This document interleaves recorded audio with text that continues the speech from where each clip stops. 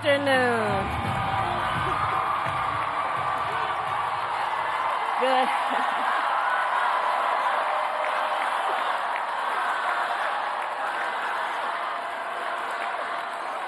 Good afternoon, everyone. Good afternoon. Good afternoon. Good afternoon.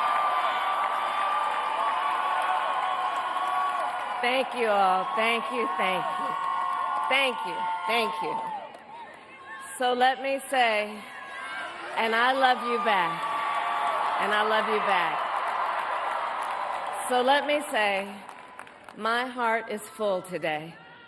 My heart is full today, full of gratitude for the trust you have placed in me, full of love for our country, and full of resolve.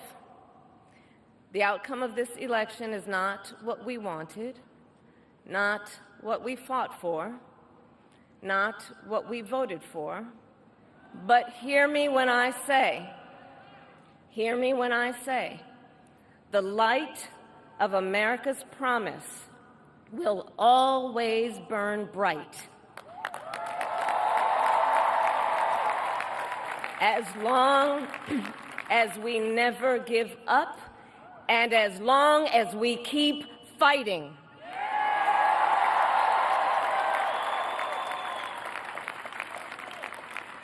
To my beloved Doug and our family, I love you so very much. To President Biden and Dr. Biden, thank you for your faith and support. To Governor Walz and the Walz family, I know your service to our nation will continue. And to my extraordinary team, to the volunteers who gave so much of themselves, to the poll workers and the local election officials, I thank you all. Look, I am so proud of the race we ran, and the way we ran it, over the 107 days of this campaign. We have been intentional about building community and building coalitions, bringing people together from every walk of life and background, united by love of country with enthusiasm and joy in our fight for America's future. And we did it with the knowledge that we all have so much more in common than what separates us. Now, I know folks are feeling and experiencing a range of emotions right now. I get it. But we must accept the results of this election. Earlier today, I spoke with President-elect Trump and congratulated him on his victory. I also told him that we will help him and his team with their transition, and that we will engage in a peaceful transfer of power.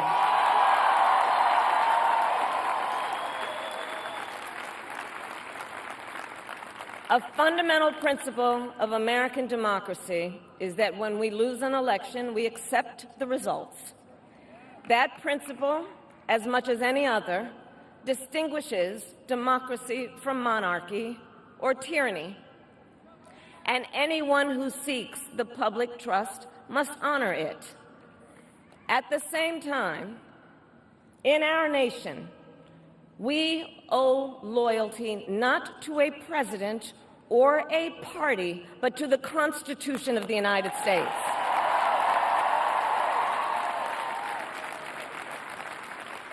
And loyalty to our conscience and to our God. My allegiance to all three is why I am here to say, while I concede this election, I do not concede the fight that fueled this campaign.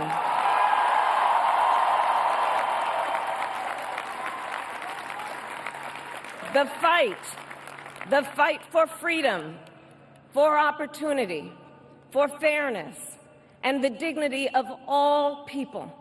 A fight for the ideals at the heart of our nation, the ideals that reflect America at our best. That is a fight I will never give up.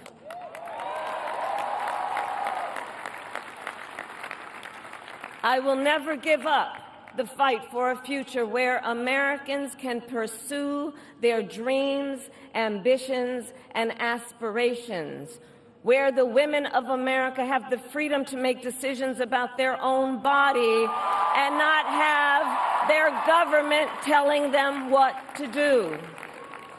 We will never give up the fight to protect our schools and our streets from gun violence.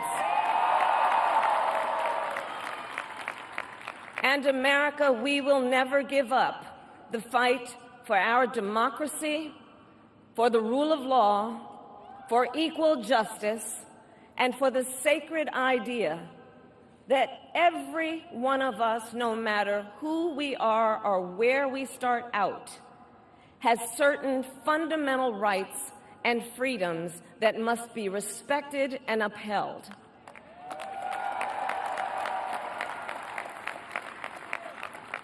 And we will continue to wage this fight in the voting booth, in the courts, and in the public square. And we will also wage it in quieter ways, in how we live our lives, by treating one another with kindness and respect, by looking in the face of a stranger and seeing a neighbor, by always using our strength to lift people up, to fight for the dignity that all people deserve. The fight for our freedom will take hard work, but like I always say, we like hard work. Hard work is good work. Hard work can be joyful work. And the fight for our country is always worth it. It is always worth it.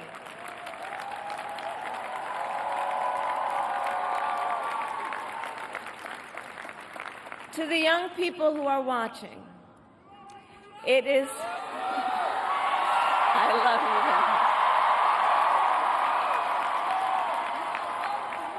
you. To the young people who are watching, it is okay to feel sad and disappointed, but please know it's going to be okay. On the campaign, I would often say, when we fight, we win. But here's the thing. Sometimes the fight takes a while. That doesn't mean we won't win. That doesn't mean we won't win. The important thing is don't ever give up. Don't ever give up. Don't ever stop trying to make the world a better place. You have power. You have power. And don't you ever listen when anyone tells you something is impossible because it has never been done before.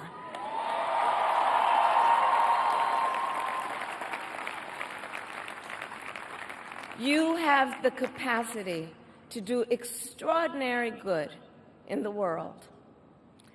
And so to everyone who is watching, do not despair. This is not a time to throw up our hands. This is a time to roll up our sleeves. This is a time to organize, to mobilize, and to stay engaged for the sake of freedom and justice and the future that we all know we can build together.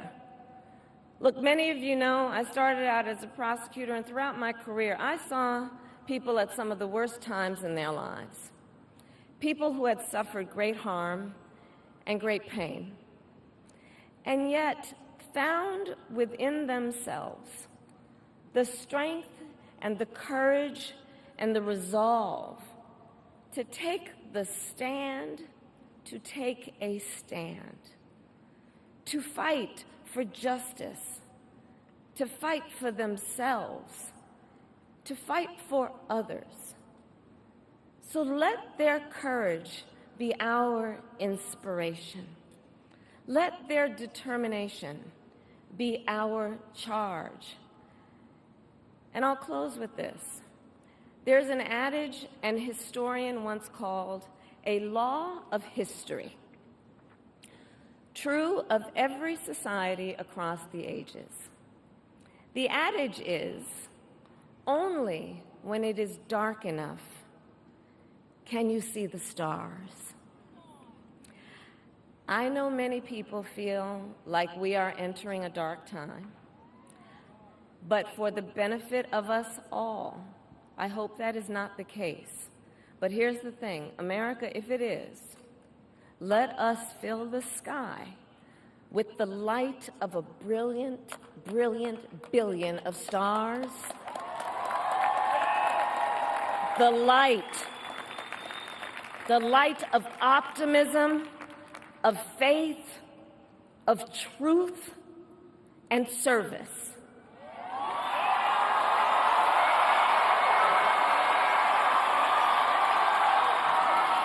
HU.